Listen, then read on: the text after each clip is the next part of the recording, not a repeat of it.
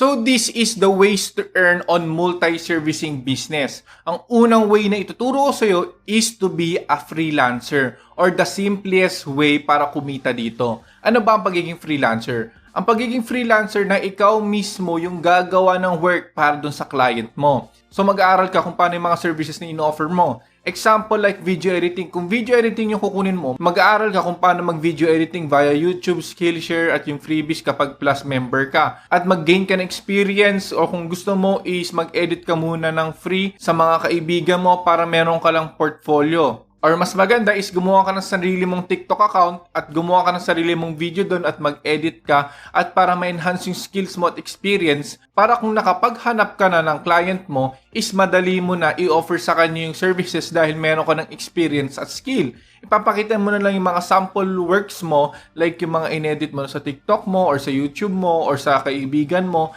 Anything na pwede mong ipakita na gawa mo, ipakita mo sa kanya. Pero this is the thing. This is the simplest way dahil hindi mo na kailangan mag-outsource at etc. Papag-aralan mo talaga kung paano mag-video editing. Example lang, kung ayun yung services na ino-offer mo.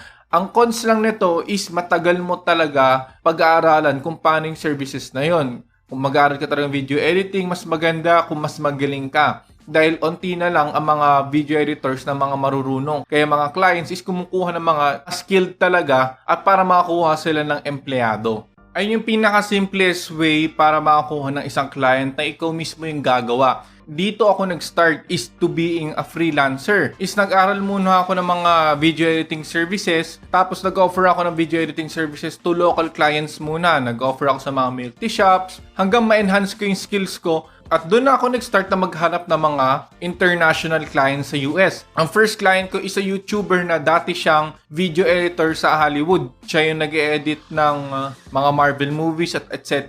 At siya yung pinakaunang client ko at nagpa-post kami ng mga travel vlogs doon sa kanyang YouTube. Ang sahod ko sa kanya is $10 per hour. So, i-compute natin kung magkano ba yon. So, dito sa Pilipinas, binabayaran tayo per day. 500 pesos per day, for short. Pero dito sa US, isang binabayaran sa akin is $10 per hour. So, yung $10 per hour is equals to 500 pesos per hour. So, 500 pesos per hour ang binabayad sa akin ni client. At 8 hours a day ako dahil ako ay isang full-time. So, $10 times 50, that's 500 pesos. 500 pesos times 8 hours. So, that's 4,000 pesos kada araw. So, yung 4,000 pesos mo na yon dito sa Pilipinas, kalahating buwan mo na siya ni-work as a minimum wage. Pero dito, isang araw lang.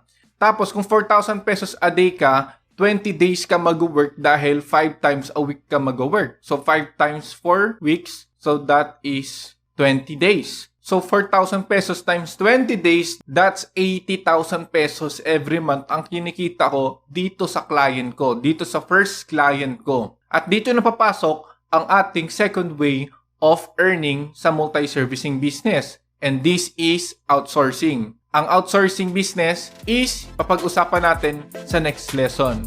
So, see you on the next lesson.